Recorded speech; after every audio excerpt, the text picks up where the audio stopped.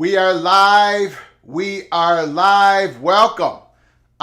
Welcome to the house that sits on the corner of Keith Jackson Parkway and Kirk Gowdy Avenue. Welcome into the College Football's Peek Around the Corner with your host, Greg Pflugar. We're doing a live show. This is Rivalry Week.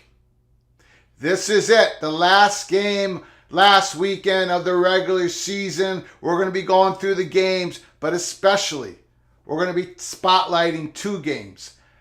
The game, Michigan Wolverines versus the Ohio State Buckeyes. USC versus the Notre Dame. USC Trojans versus the Notre Dame Fighting Irish. Those two games we're going to spotlight. And then the ramifications of those two games on the college football playoffs, or I should say invitational, is huge. Huge games. And we're going to be talking about a lot of little stuff happened this week. A lot of bits of information flying around. Pretty interesting stuff. San Diego State doing a feasibility program determining if they can afford a Division I hockey program. That came out this week. That's pretty interesting. But mainly we're going to be talking about, like we always do, college football. First, and that's right. I have to sing the Iowa fight song tonight live because the Iowa Hawkeyes defeated my Golden Gophers once again.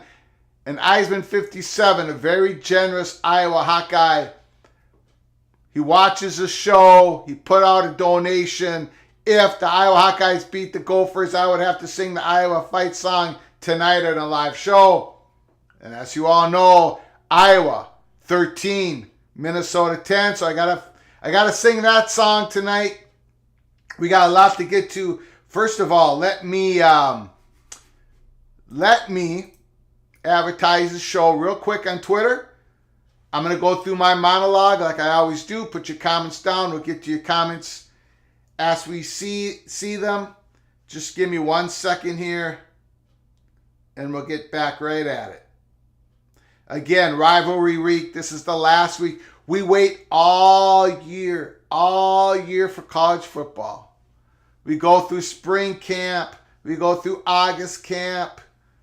All the recruiting wars, all the transfer portal drama, the coaching carousel. We wait for that first week 0 of the season. It finally gets here, and then the season is gone just like that. That's why here at Peek Around the Corner, we talk about everything about college football. Everything is fun to us, valuable to us, because you only get 12 of these a year. We only guaranteed 12 of these Saturdays a year. Other teams, they get more.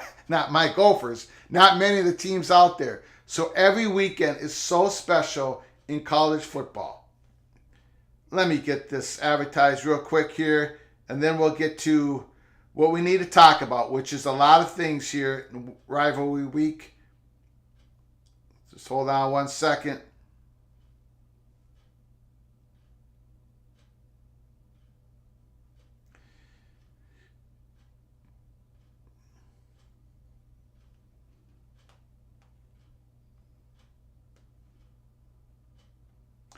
And for those who have asked, yes, I finally kind of recovered from the Gophers' loss this Saturday against the Hawkeyes. We had a watch party. We had Hawkeyes in the house. We had Gophers in the house. We had Washington Huskies in the house. We had people from Mexico in the house. We had everybody in the house. It was a devastating loss.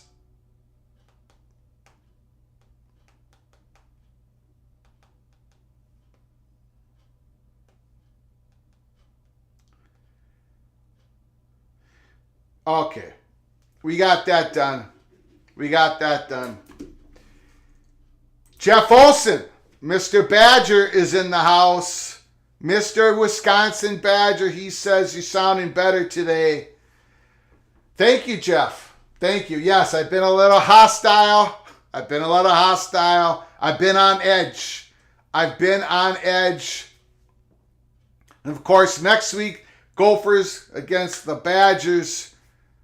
for the Axe. And if we lose the Axe, I'm going to be really, really sour. So just hang on, brace for impact. Hang on. That's going to be a crazy. I know, Jeff, I think you, Lenny, and Terry are getting together, watching that game at Terry's house.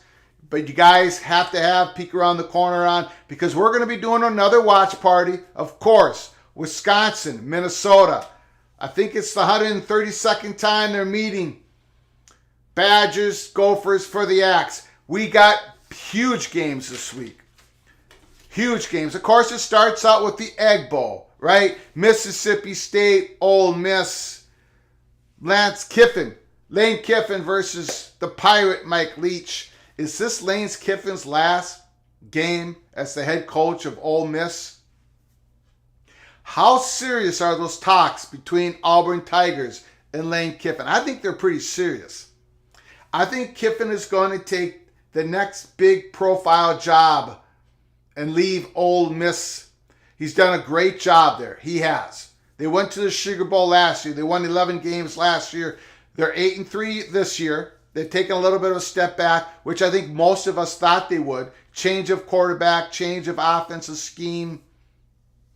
Then we have Tulane versus Cincinnati. Again, that game doesn't seem like anyone truly wants to take that New York 6 spot out of the G5 schools. The winner of that game has a leg up on everybody else. We got North Carolina State and North Carolina. Of course, we got Nebraska and Iowa. We all know how that's going to end. We do. We know how that's going to end. Hawkeyes are going to get about 195 yards total offense. And they're going to win the game with a block punt with 2 minutes to go in the game. Something crazy. Iowa Hawkeyes are going to win that game. They're going to win the Big Ten West.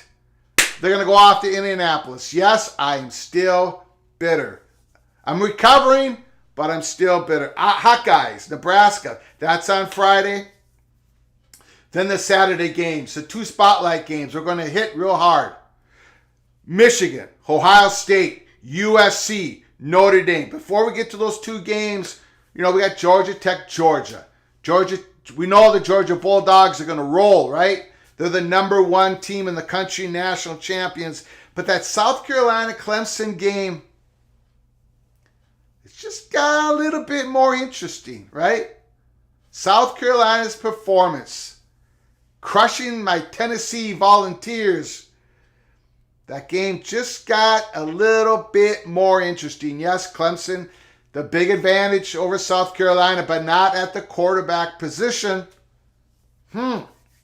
I smell an upset. West Virginia, Oklahoma State. Is this Neil Brown's last game at West Virginia? It is. Let's be blunt. It is. A good guy. Neil Brown had great success. Head coach of Troy.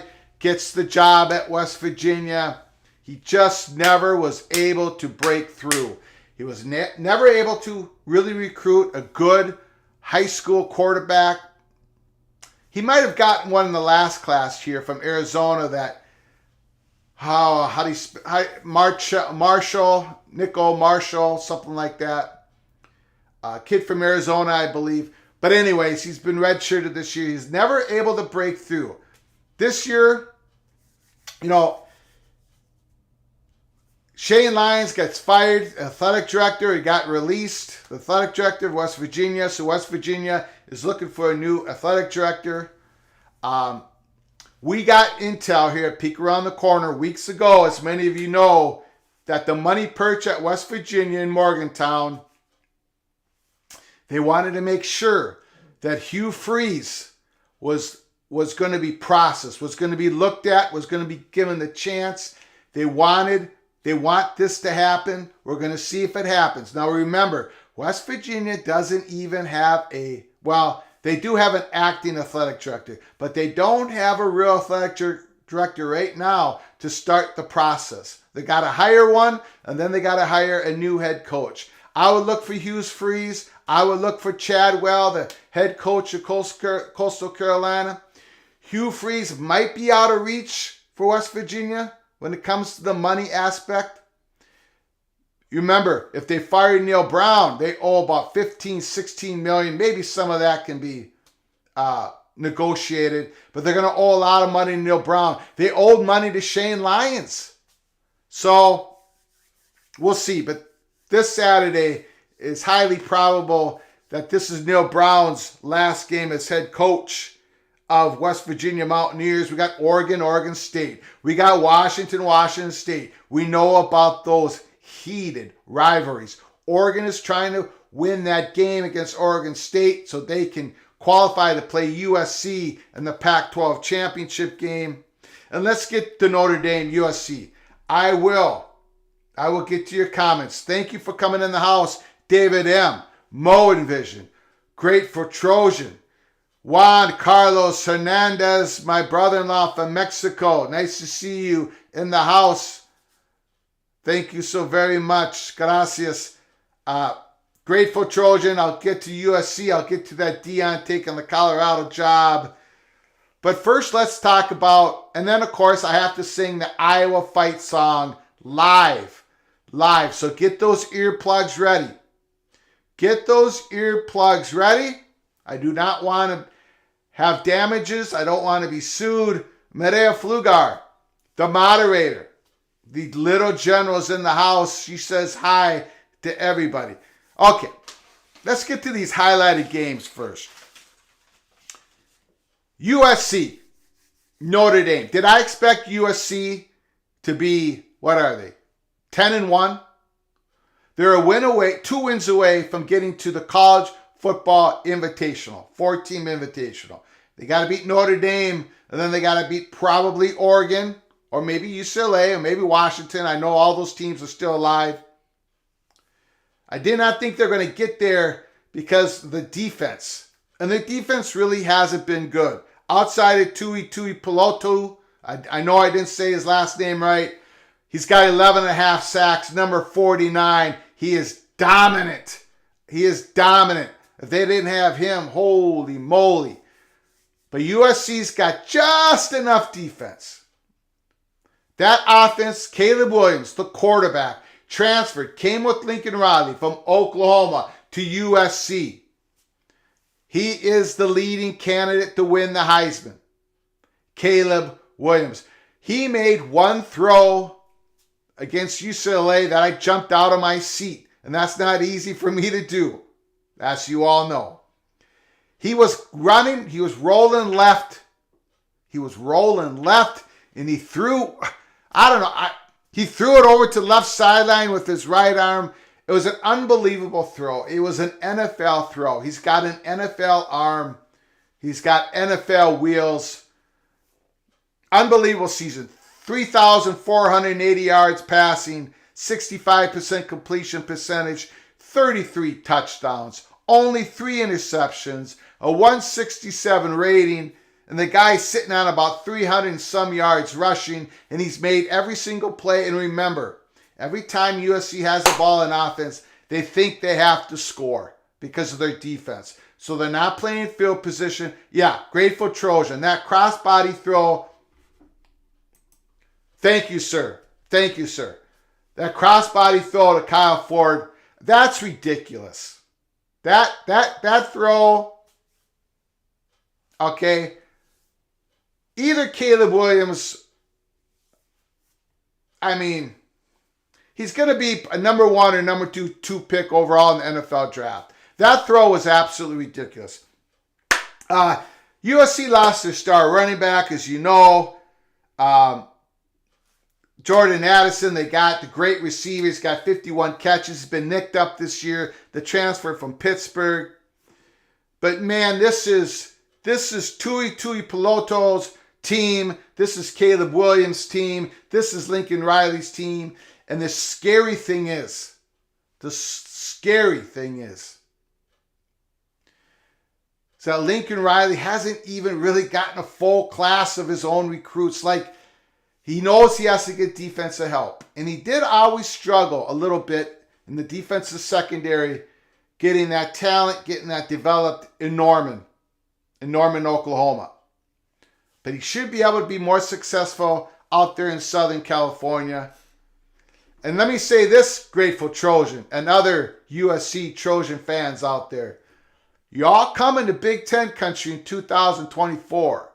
So watch for Lincoln Riley to beef up the defensive offensive line. You got to get bigger if you're going to play in the Big Ten, especially in November. Okay, so what does Notre Dame have for the USC Trojans? Marcus Freeman has done a heck of a job. They started out so slow, but they're on a roll. Drew Pine, their starting quarterback, Tyler Buckner, got injured. Drew Pine, the backup, he's very limited athletically. Right? I think he's about 5'11", doesn't have a strong arm. He doesn't have that great a receiver room. He's got Michael Mayer, the best tight end in the country. That he does have that, and he finds them, and they target him. And their running back is basically, the running back room is by committee. Diggs, Tyree, Audric. So they have a running back by committee. They have a receiver by committee. They have their big tight end. And they have a big-time defense that Marcus Freeman used to lead. He's developed those guys. Notre Dame might be a problem next year. I think they're going to go on the transfer portal to get their quarterback for next year. I'm thinking Cade McNamara, the quarterback of Michigan, the guy who led the Wolverines to the Big Ten championship last year. Oh, by the way, let's get to Michigan right now. Michigan, what has happened? Maybe Cade McNamara should be your quarterback right now.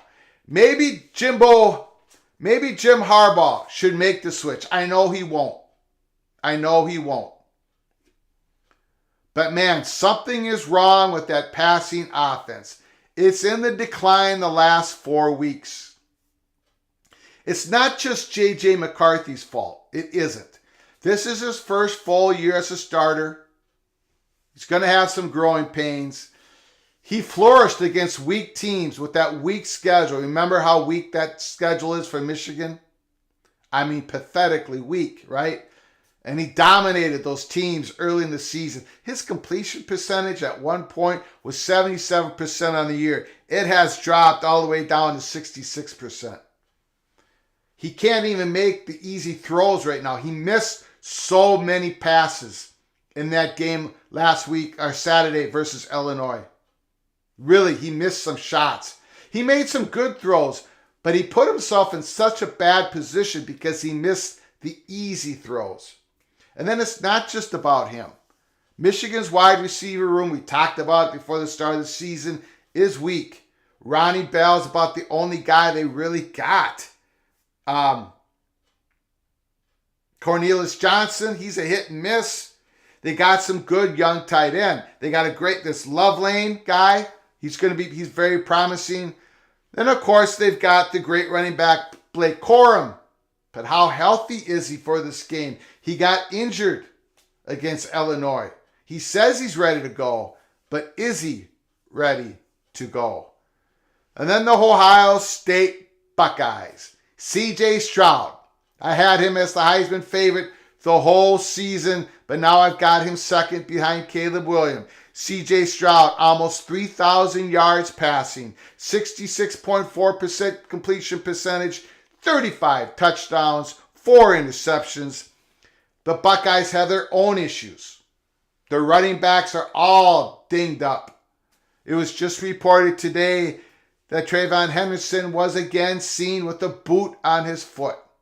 Don't think he's going to be playing in the game versus the Wolverines. Mine Williams, he's been nicked up this year, but when he's played, he's done well, 783 yards, 6.7 yards per rush. You know that the Buckeyes are going to have to push that Michigan's defensive line. Remember, Michigan's defense has actually had more sacks this year than last year. They're still legit. The Wolverines' defense is still legit, even though they're missing those 2 studs on the defensive end, those 2 NFL players. Marvin Harrison. What can you say? Marvin Harrison, 65 catches, well over 1,000 yards, 11 touchdowns. As they missing Jackson Smith, Nick Jigba. He's been carrying that team. So both teams, right, have been somewhat on a decline. And I'm going to say this. At the start of the season, I predicted Ohio State to be 11-0 and Michigan to be 11-0 going into this game. And they are. But I both predicted both teams would go to the college football playoffs regardless of what happened in this game. I don't think that's true anymore. I think I'm going to be wrong. If Michigan loses this game at the Shoe this Saturday, I don't see how Michigan gets to the playoffs. Not with that schedule. Not the way they've been playing here the last few weeks. Not with that win against Illinois where they needed 19-17, 3 field goals in the fourth quarter. So I've got the Buckeyes defeating the Michigan by a couple touchdowns. I've got USC defeating Notre Dame by about 10 points. Those are my predictions for the spotlight games this week. Let me know in the comment section down below what you're thinking. I'm going to get to your comments right now. I do have to sing the Iowa fight song. We really have to get that over with. Really. But let me get to through a few comments first. Then I got to sing this Iowa fight song. I do not see any Iowans, Hawkeyes in the house yet. So maybe they're going to have to watch this. It's going to be recorded. You're going to find it on our YouTube channel. Again, smash that like button. Share the video with your family and friends and subscribe to this channel if you haven't done so by now.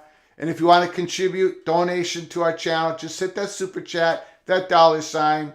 Thank you so much for the donations in the past. And again, we have this thing. If you donate to the channel, you request a song. I'll sing it in the live show the next week if your team actually defeats another team this Saturday. Okay. That's why I'm singing the Iowa fight song. Let's get to your comments. David M. So was your wife able to talk you off the ledge? Very good. Yes. Barely. Yes.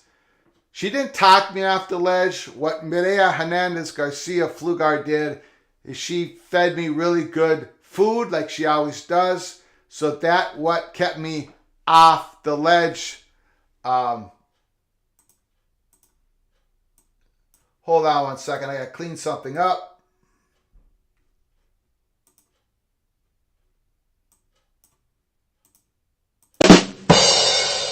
There we go. Okay.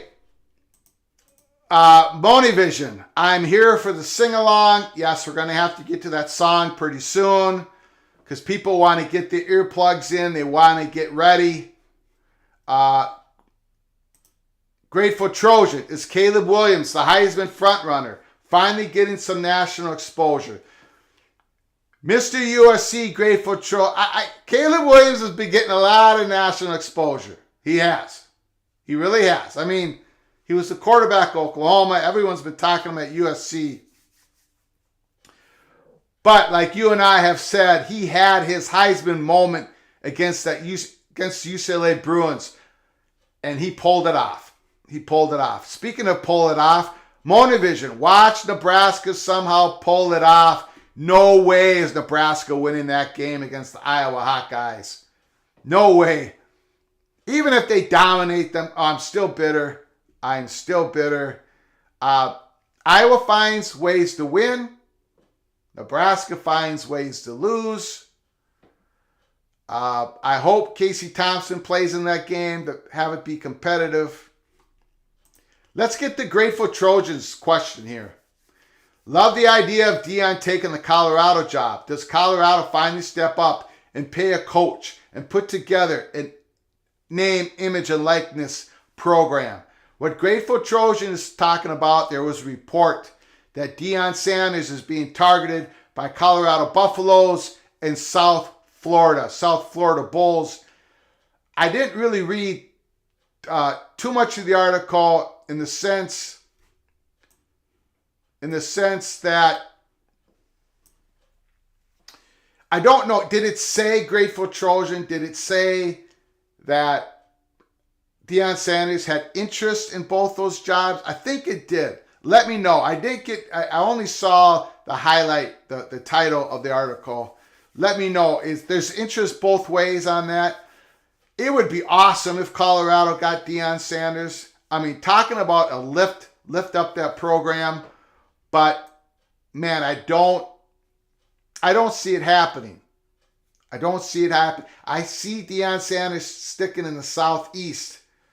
But I don't want to rain on Colorado Buffalo's parade. I don't want to say anything negative because their fans haven't had much to grab onto lately in the last 10 years. So if there's a dream, if that dream is alive, if the Deion Sanders dream is alive to go to Colorado, I'm not going to rain on that parade.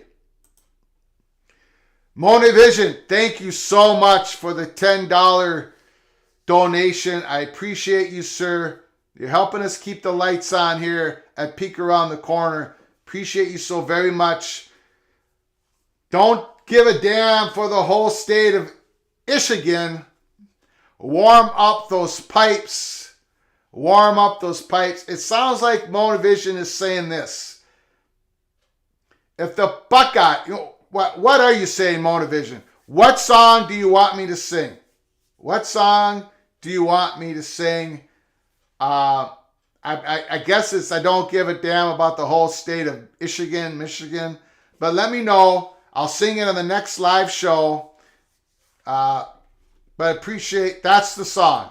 You want me to sing. If the Buckeyes, let's make this official. If the Buckeyes defeat the Wolverines, I have to sing that song. Don't give a damn about the whole state of Michigan. Okay, so let's get, since we're talking about singing and everything, Grateful Trojan.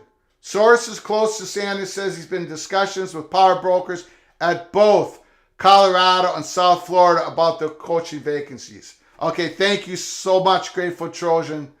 Wow. Well, that would be a big time get for Colorado or South Florida for that matter. Wow. Thank you so much. Monavision says you got it. Okay. All right. If the Buckeyes defeat Michigan at the Shoe, the following live show, I will be singing the song, I don't give a damn about the whole state of Michigan. And because the Iowa Hawkeyes defeated the Minnesota Golden Gophers once again for the 8th year in a row, 13-10, because of the generosity of Eisman 57, a great Hawkeye fan who's been very generous to this channel. I have to sing the Iowa fight song. So here we go. Put your earplugs in. You cannot sue me for damages because I've given you plenty of warning. Here we go. Iowa fight song because Iowa defeated my Minnesota Golden Gophers. The word is fight, fight, fight for Iowa. Let every loyal Iowan sing. The word is fight, fight, fight for Iowa until the walls and rafters ring. Go Hawks! Come on and cheer, cheer, cheer for Iowa. Come on and cheer until you hear the final gun. The word is fight, fight, fight for Iowa until the game is won. The word is fight, fight, fight for Iowa. Let every loyal Iowan sing. The word is fight, fight, fight for Iowa until the walls and rafters ring. Rah, rah, come on and cheer, cheer, cheer for Iowa. Come on and cheer. Come on and cheer until you hear the final gun. The word is fight, fight, fight for Iowa until the game is won. By a pick six, by a scoop and score, by a special teams touchdown, until the game is won.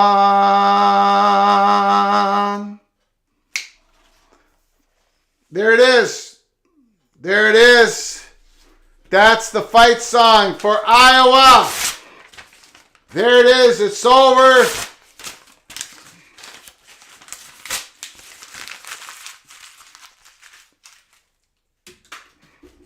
It's over. It's all over. Bob Dolan. Bob Dolan, another Hawkeye fan, says it's a beautiful song. It's a beautiful song. I had a little problems with one of the lines in it. It wasn't quite in my singing range. Bob Dolan, thank you so much, Mr. Hawkeye, for your donation, for your generosity to help us keep the lights on here at Peek Around the Corner. Appreciate ya. Congratulations on another win. Congratulations on keeping the 89-pound bronze pig, the Florida Rosedale. Congratulations for breaking the Gophers' hearts and for winning the Big Ten West one more time. Medea says, thank you, Bob Dolan. Yep, appreciate it, sir. And again, thank you, Monovision, for your donation of $10. Don't give a damn about the whole state of Michigan. I will sing that in the next live show. If the Buckeyes can beat the Wolverines this Saturday, and I think they will. I think they'll beat the Wolverines by 2 touchdowns. We just spotlighted the game and we went into a deep dive. Something is wrong with J.J. McCarthy. Those receivers, that passing game is utterly broken. It's utterly broken. Let's get back to your comments. We got a lot of comments. Again, to make sure I get to your comment, you can donate to the show. We'll get onto it right away. We'll do a deep dive. And again, this whole singing part where you can donate to the show and I will sing a song on the next live show of whatever song is closely attached to your school. All right? Hopefully, you guys survived that singing performance. Now remember, this is my excuse. I'm a Minnesotan. That's an Iowa song. It was very difficult for me. I might not even be allowed back into Huntington Bank Stadium in Minnesota. Okay, so a lot of damage. David M. Deion Sanders to Mississippi State has been rumored. I did see a rumor. Just a rumor. I have no intel on it. That Mike Leach might be in trouble at Mississippi State. Again, they're 7-4. The grass is not always greener in Mississippi State. I wouldn't be firing him, but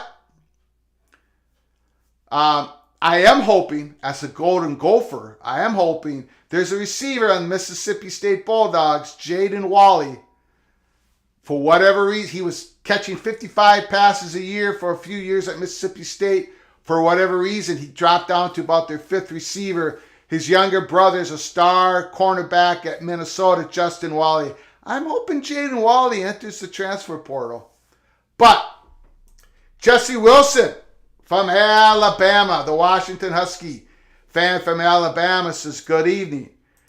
Grateful Trojan says, well done. Well done, thank you. Appreciate it. I had a little bit of problems. Jeff Olson throws in the old Petrus Bravo. Jeff Olson is killing me today. He's killing me today. No! He's absolutely killing me. Petrus plays the best game of his career for the first 2.5 quarters against the Gophers. Then he went in the tank, but it was too late. David M., awesome job. Thank you, David. It was a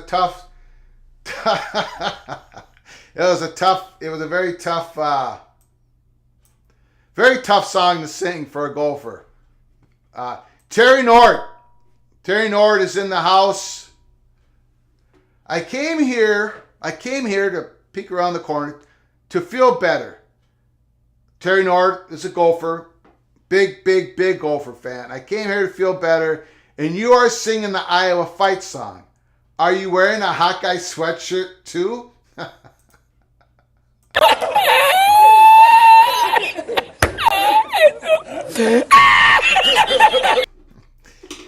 No, I'm not. Again, the credibility of the show was at stake, Terry. I had to sing the song. I had to sing it. Iowa defeated Minnesota. We had a great donation from Eisman 57, so we had to do it. We had to do it. Tough Tony. Tough Tony is not so tough tonight. He says Elvis would approve.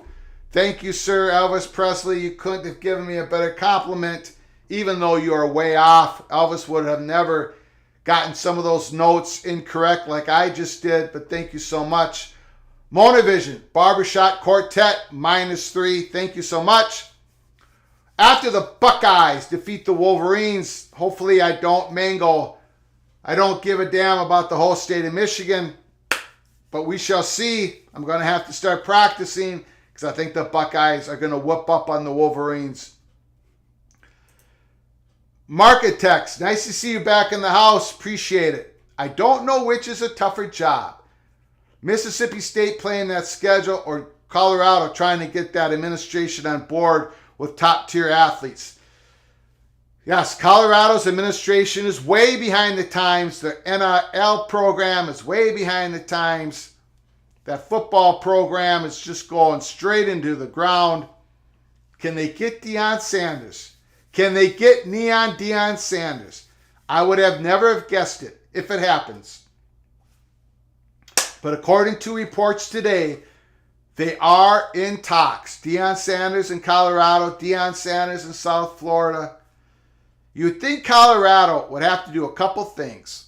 One, well, more than a couple things. One, is get that administration aligned with Deion Sanders, in line with competing in this new college football world that we're living in. They got to get an NIL program up and running, a big one, right? And then they're going to have to back up the Brink trucks for Deion Sanders and a coaching staff, because Deion Sanders, big-time recruiter. He's going to need a big-time coaching staff to uplift that Colorado Buffaloes football program. Pretty interesting news. Grateful Trojan. What happens if LSU beats Georgia? Does the 2-loss team get in? Unfortunately, yes.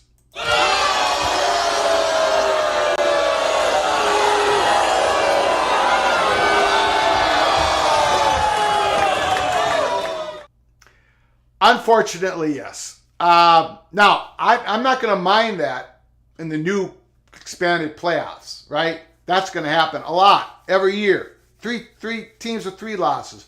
I'm good with that. That's a playoff. This is an invitational. And yes, if LSU defeats Georgia, they're going to get in. Now, who comes out of there? If TCU runs the table, they're in. Whoever runs the table between Michigan and Ohio State, they're in, right? And Georgia's in no matter what they do. So if LSU gets that win against Georgia, they're that 4th team. Too bad for USC if they win the Pac-12 championship. This could be a lot of drama here, a lot of chaos for the college football invitational. Marketech says Clemson gets in. At least they beat FSU. I don't think so. But we shall see. We're going to be doing a live show tomorrow night, Tuesday night, in real time when they do the next conference, the selection committee, the playoffs selection committee. We're going to be covering that in real time. Hopefully it starts earlier than it did last week. I think it does.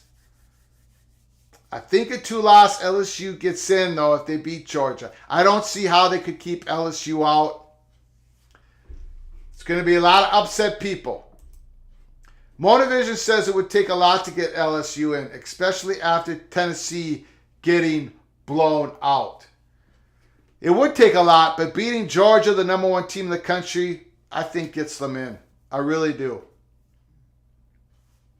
Grateful Trojan. Does Georgia get in after losing the conference championship? Yes, they do. Unfortunately, they do.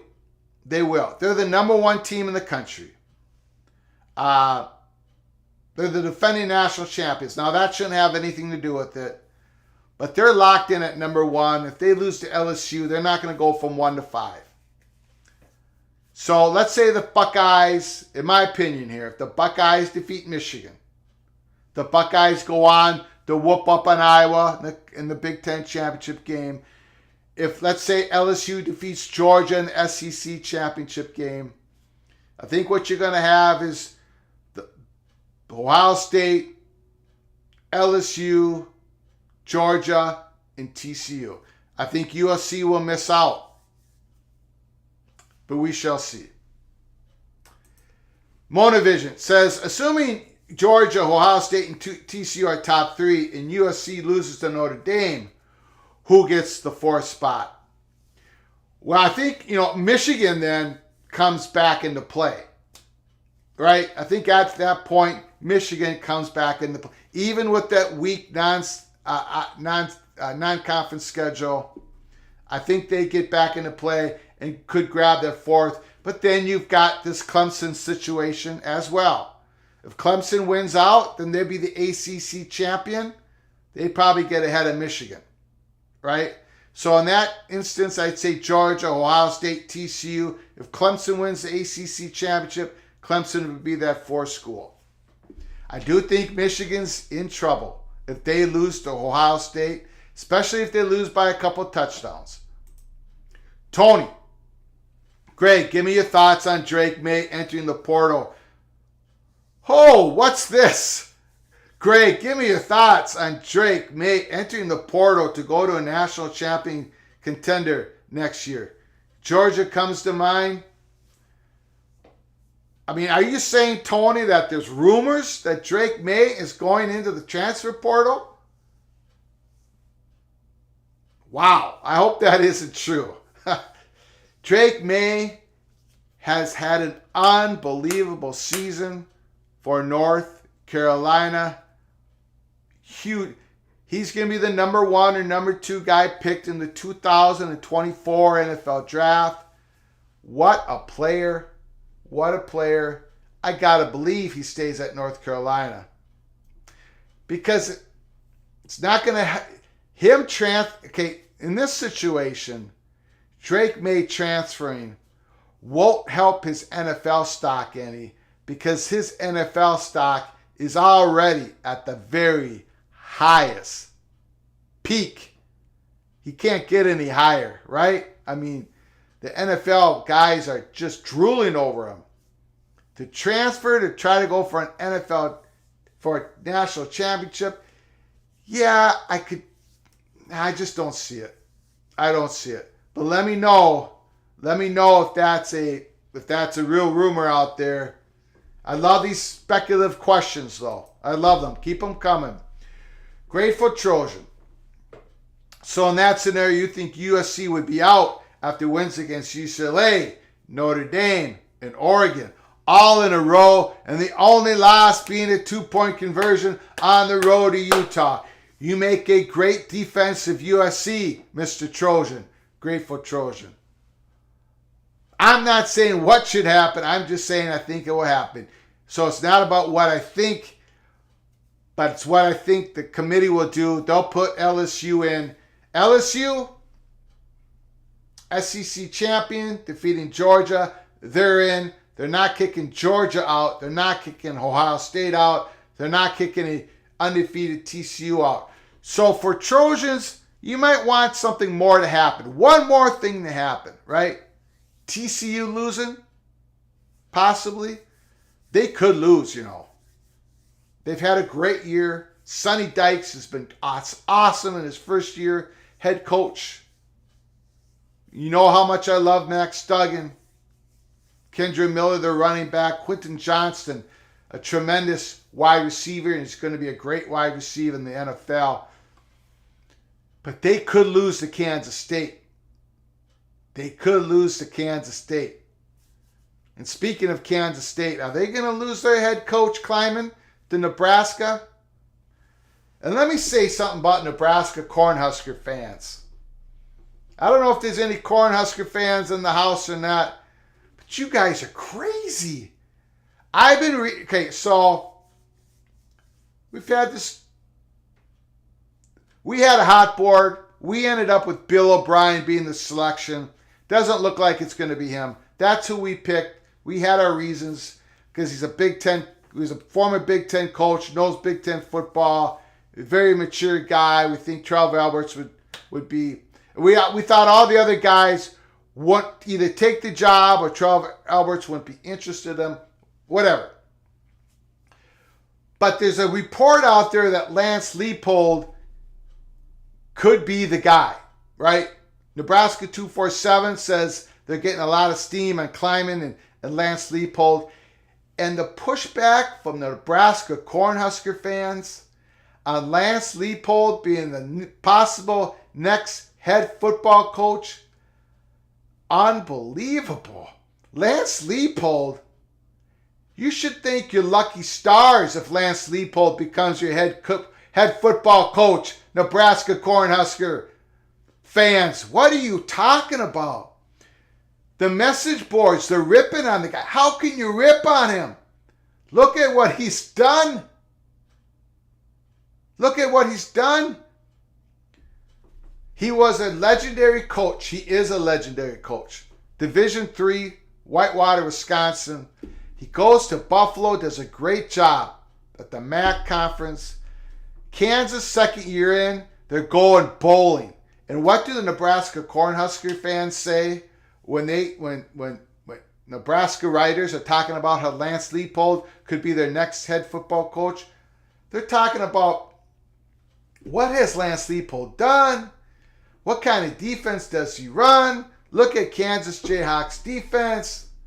They've only won 6 games this year. What are you expecting? What Lance Leipold has done at Lawrence has been unbelievable. To get Kansas to a bowl game. What do you think? He can just recruit the best defensive players in the country right off the bat at Kansas? If Nebraska gets Lance Leipold, that's a victory for Nebraska, even if most of the fans can't see it. I don't understand the water situation in Lincoln, Nebraska. What do they put in their water? Honestly, that fan base, it's crazier than Iowa's fan base and Wisconsin fan base. Man, I just don't get it. Anyways, Marketex, Meat Chicken should have never canceled that Big Ten matchup with UCLA. Yeah, Michigan. They should have. Yeah. Again, that schedule is so poor. Not only was it against weak competition, they had 8 home games this year. So they got to run the table completely to get into the college football playoffs, unless they get a whole bunch of help along the way. I agree, Mark. I agree, Marketex. Bob Dolan, Drake May's dad, is a Tar Heel. Doubt he'll leave. I don't see it. I mean, quarterbacks, when they leave, they're looking for more exposure, or the program they're leaving is just dead in the water. And Drake May doesn't need any more exposure, man. The NFL guys are foaming at the mouth to get that guy. So there's no reason, he knows the system under Mac Brown. Again, his family's there. He's going to shine next year no matter what the Tar Heels do. Tar Heels had a lot better season this year than I thought. Of course, their defense finally collapsed, as did Tennessee Volunteers. Defense finally collapsed. Those two programs, they need to build their defenses up a bit. Grateful Trojan, that's what we call an East Coast SEC bias. I don't blame you for your thoughts on this, Grateful Trojan. I don't blame you at all. It's just how it's going to be. It really is. And I can't wait for the 12-team expanded playoffs, because at least there's going to be teams in there that have earned it, like really earned it. That they're not the big brand schools, but they won their conference. They're one of the top 6 ranked conference champions, and they've earned it.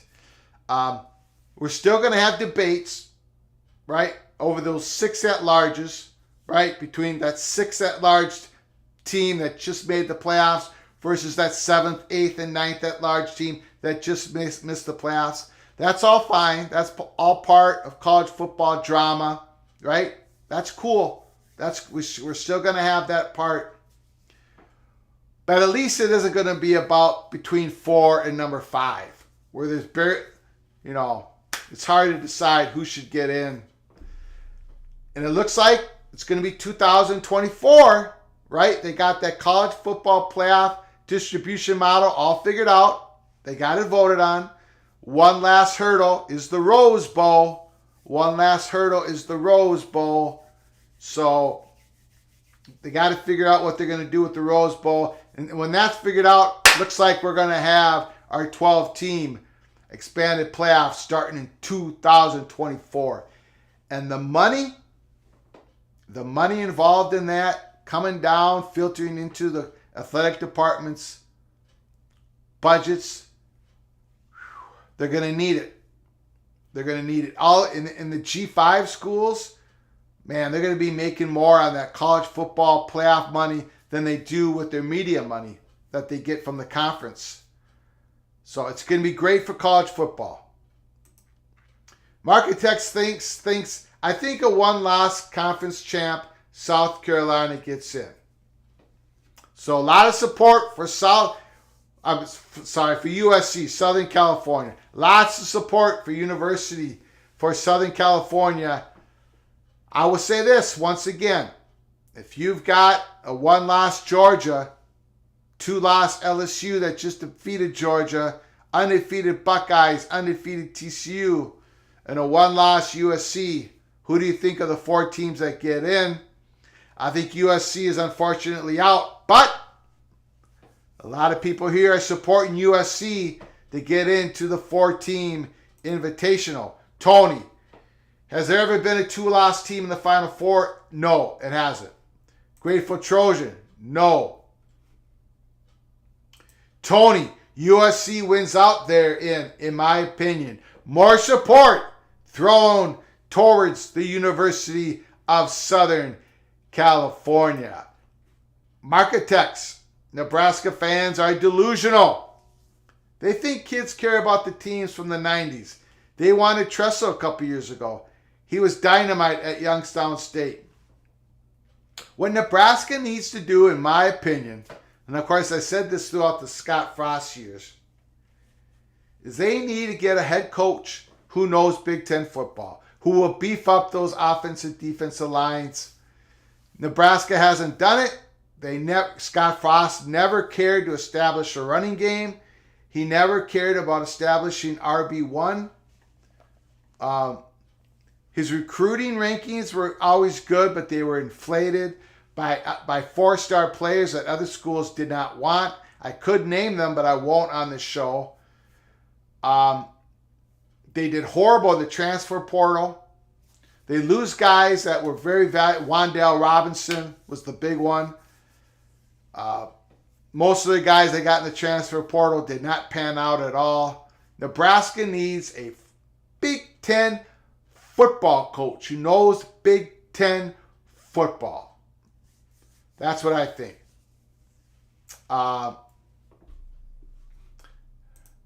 Tony, Nebraska fans are as crazy as Texas fans, or the word is delusional. I mean, don't get me wrong. They're crazy. I love them, though. They're incredibly passionate for their Cornhuskers. They fill up that stadium. They have an incredible fan base, right? Unbelievable. So they're great fans. But man, they're just, I don't know what it is. There's something in the water at Lincoln.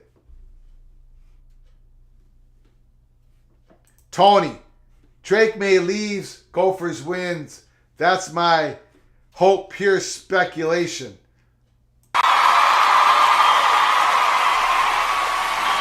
Gophers play, I think, at North Carolina next year. Correct, Tony? In September? We have Gophers have a 2-game series against the Tar Heels. 1 home, 1 away. I think next year's game is on the road at North Carolina. So Tony's hoping that Drake May leaves so the Gophers don't get crushed in North Carolina.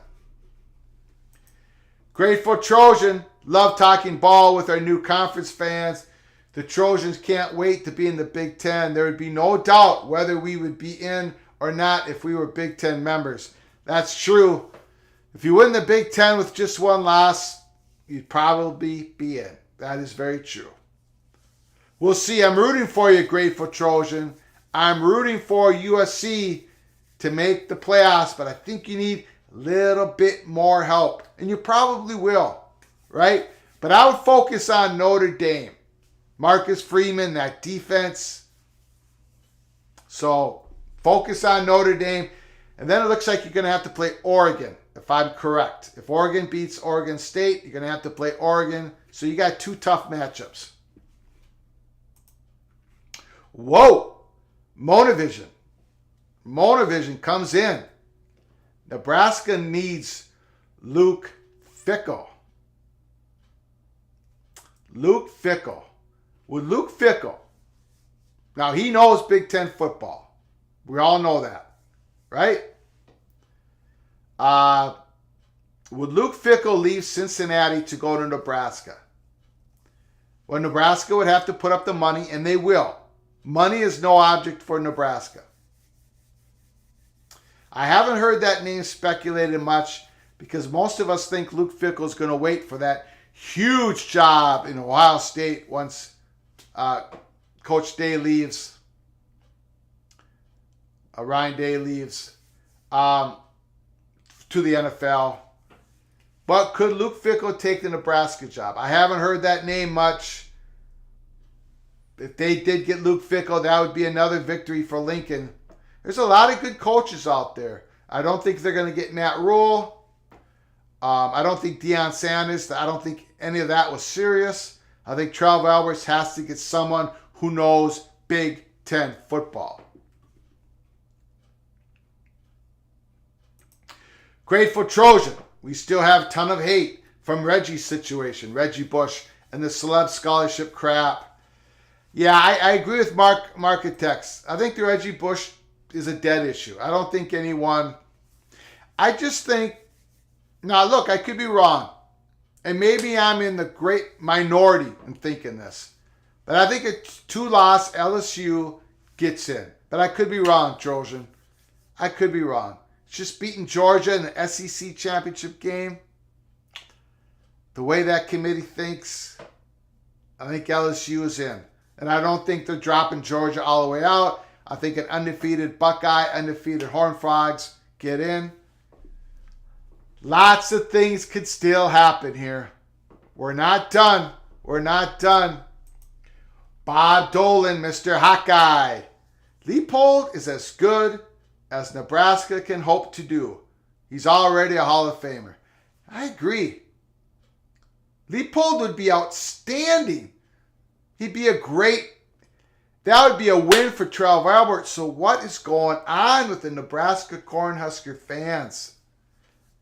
I think possibly there's been so much losing there that the fan base is splintering apart a little bit. They're going into their own their own small groups.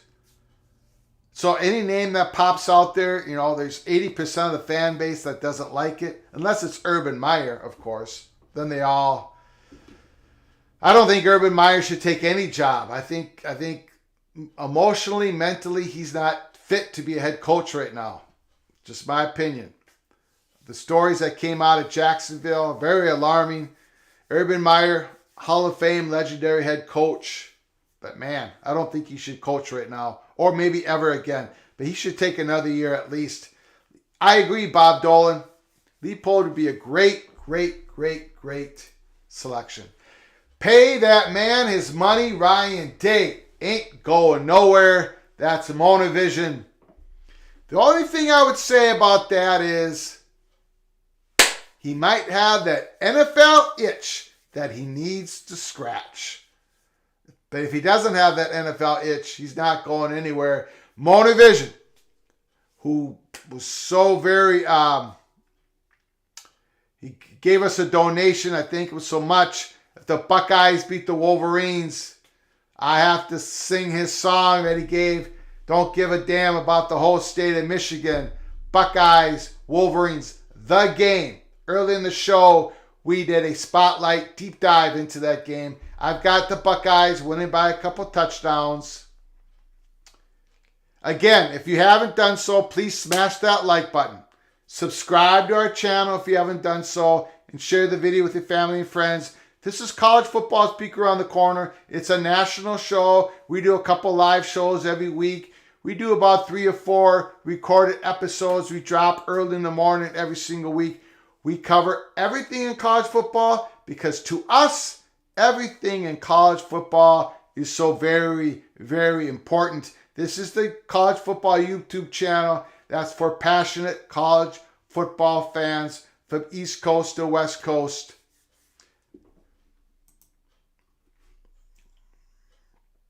Tony, Greg, what do you think of the comments by the California president the other day? To me, it sounds like she's living in the past. If you're talking about President, I think it's Christ or Christ. I don't know how to pronounce your last name. I apologize for that. The one comment she made in that California Board of Regents meeting, she wants more conferences. She doesn't believe the bigger super conferences are good for the student athletes who play for the non-revenue sports.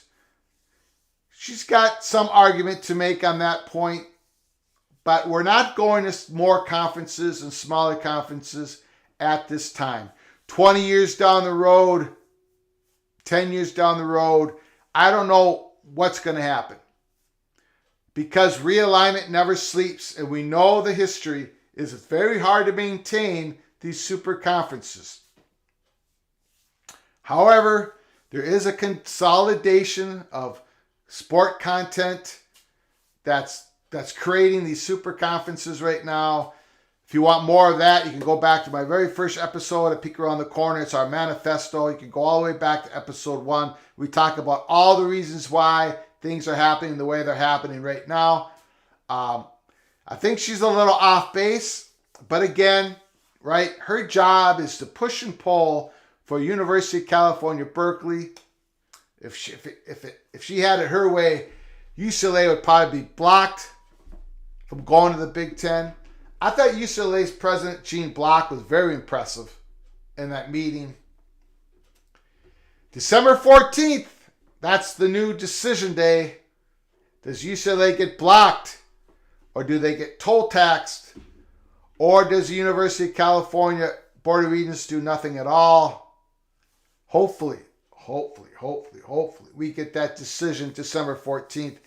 I know there's one guy who wants that decision to be made besides Gene Block, besides Kevin Warren, and that is George Kliavkoff, the Pac-12 commissioner. He needs that decision to be made because, my goodness, how does the Pac-12 even negotiate these media deals? I heard somebody say on Twitter, well, the Pac-12, they could negotiate with Amazon and ESPN and have 2 scenarios. One with UCLA still in the conference, one with UCLA out of the conference. But there's one big, huge problem with that.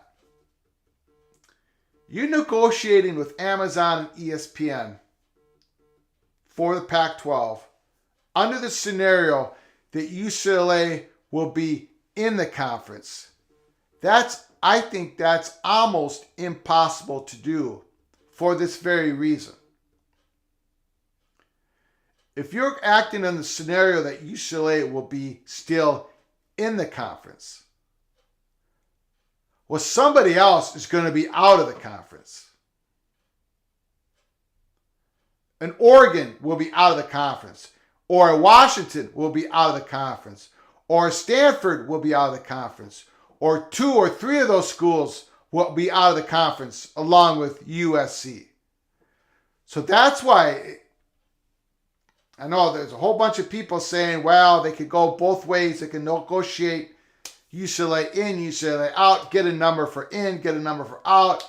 George Kliavkoff can still, in earnest, negotiate with potential new media partners. I don't see how he can, because there's no way that Amazon and ESPN are thinking to themselves, okay, so we got 11 Pac-12 schools, only USC is out. We got 11 Pac-12 schools, UCLA is still in. Okay, San Diego State is the 12th school. Okay, George Kliavkoff, here is the number. Well, if UCLA is still in, somebody is out. At least one other school is out. So how do you negotiate under that situation? Marketex, as a Buckeye, I am pumped for USC UCLA coming to the Big Ten. They played a Big Ten Classic on Saturday night. That was a great game. That was a fantastic game. The fans were fantastic. The lights going in and out after the UCLA Bruins scored a touchdown in the Rose Bowl. That was a lot of fun. And as we have said here at Peek Around the Corner, and others have said, it's just a fact. Big Ten country watches Big Ten football. So that USC UCLA game, once that's a Big Ten game, Big Ten fan base from other teams, they will watch that. So the eyeballs on USC UCLA is going to skyrocket in those games.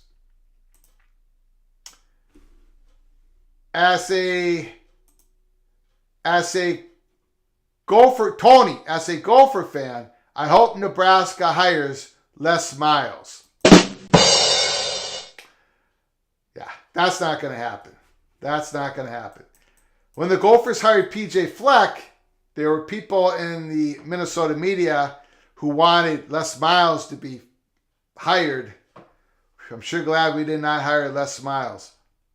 Bob Dolan, I'm with you, Greg. If LSU wins, there are 2 SEC teams in. Odds remain high that Southern Cal gets in because the TCU-Kansas State game is going to be a toss-up. Yeah. TCU-Kansas State's going to be a toss-up. Absolutely correct. Absolutely correct. A lot of things can still happen positively for USC Trojans. Grateful Trojan. Not as concerned about North Carolina as maybe I should be. UCLA could score with us. I don't think Notre Dame can. I agree with you. I don't think the Irish can score with you at all. Notre Dame's going to have to keep the scoring down in that game. Get a couple turnovers. Again, this is another time for Caleb Williams to shine. He shined against UCLA. Notre Dame's defense has been coming on real strong. Real strong.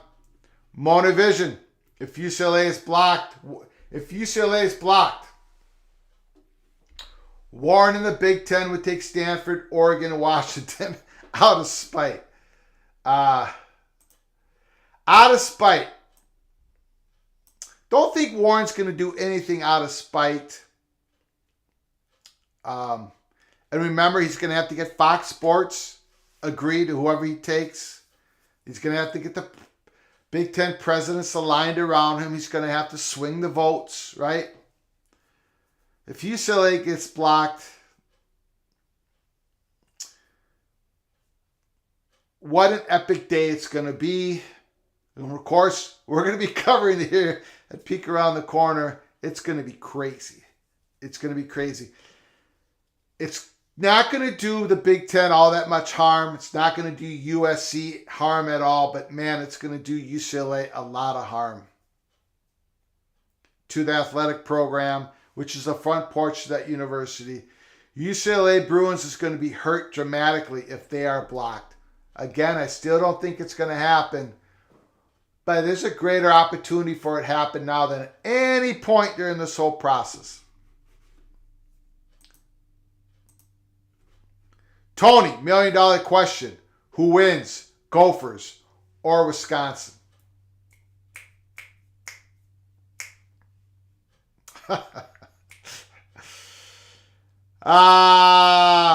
It's going to go triple overtime. Gophers are going to miss a field goal. It's going to hit the uprights. Wisconsin's field goal is going to hit the upright and go in. Badgers win 16-13. That's my prediction. Badgers win 16-13. Oh boy. Oh boy, Grateful Trojan. What do you guys think about the style of football we play? Fast and furious. Can the Big Ten keep up? Grateful Trojan sounds like a Nebraska Cornhusker fan in about the year 2012. I don't know what to say to you, Mr. Trojan. It's not about the Big Ten being able to keep up. It's about, are the Trojans going to be big enough to withstand a Big Ten schedule? It's going to be lots of fun when you guys join us, because it's going to be a brutal conference play, because you're going to be playing the big boys every single week with huge offensive linemen, defensive linemen.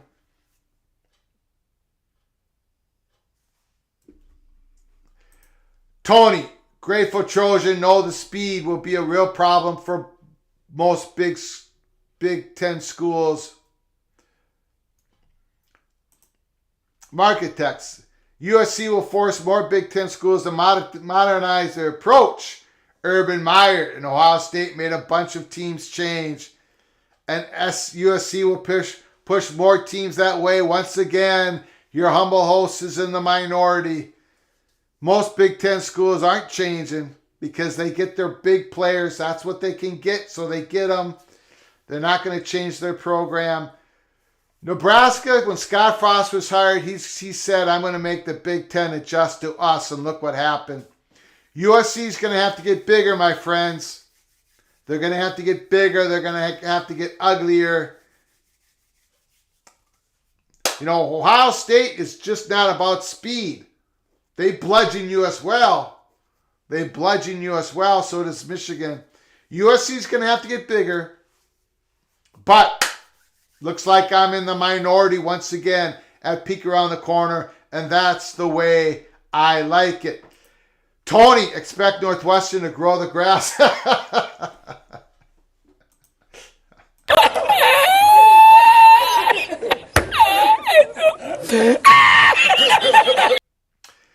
Expect Northwestern to grow the grass knee high for the LA teams.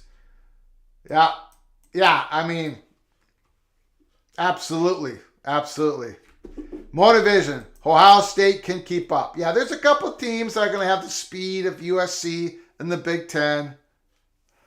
Even Bob Dolan agrees with Grateful Trojan and others. Southern Cal will compete for Big Ten title day one. Big Ten is a meat grinder and defense travels. SC needs to improve their D. Yeah, they're going to have to get bigger. It's not something that can even... Well, you're going to live it, Grateful Trojan. You're going to live it here in a couple years. Big Ten football is just different. It would be different if you just played a Big Ten team and isolated just that one game and then didn't play Big Ten schools for 4 or 5 weeks and then played another Big Ten game. It's week after week after week, and you're playing these big linemen, and you get nicked up a little bit.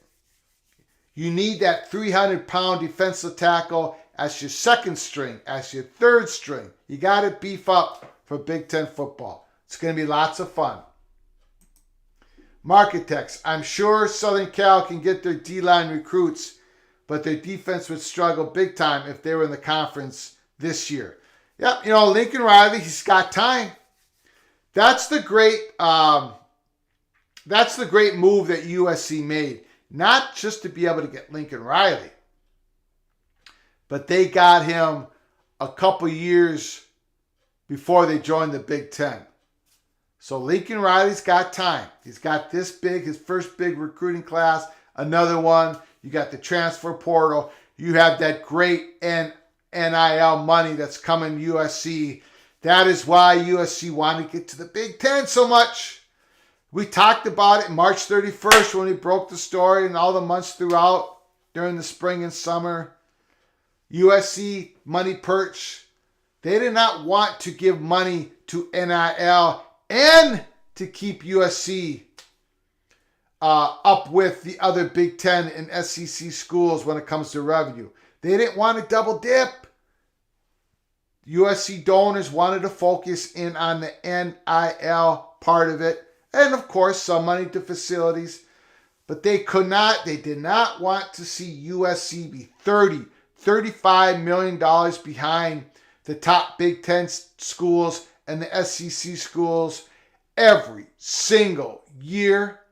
Be $180 to $200 million behind in media money for the next 6 years and then beyond. No. USC money perch, the boosters, did not want that. They let Folt, the USC president, know that. Mike Bohn, they let him know it, and they knew it. They knew it. They went to work for USC, the university, the athletic department, and for its fans. They made the decision to call the Big Ten. And here we are. USC came to the same decision as Texas and Oklahoma did when they called Greg Sankey. Is it going to be more difficult for USC to win the Big Ten than it is the Pac-12? Yes, of course. But it's healthier, better for the whole institution, for the whole athletic department, that they made that move. Grateful Trojan, my hometown is Saginaw, Michigan. I know. Marketex, I guess you're right. Ohio State speed didn't matter with Evanston weather in November. Bob Dolan also was -1 wind chill at Minnesota this weekend. Southern Cal fans going to need to buy some winter coats. And you know what? We're going to have to buy some new clothes, Bob Dolan, when we travel to the Midwest, to the Rose Bowl, to the Coliseum, USC, UCLA. Last couple of weeks in October, it's going to be beautiful out there. It's going to be gorgeous. So, Grateful Trojan, USC has the second richest alumni base in the nation, behind only Stanford. USC's NIL program is really strong. Yes, it is. Yes, it is. And Tony, can't wait to see the Big Ten games in the Rose Bowl and the Coliseum regularly. Not looking forward to hearing the USC song over and over if Goldie is getting beat back. Yeah, that's one of the things. USC is going to come into Minnesota, or we're going to go there and they're going to beat us 55-10, and we're going to be hearing that song over and over again. But that's why I love college football. The passion, the pageantry, the tradition, the history. The fans rushing the field when their team wins a game no one thought they were going to win. That's why we created this YouTube channel, College Football's Peek Around the Corner. We're going to end it right now here.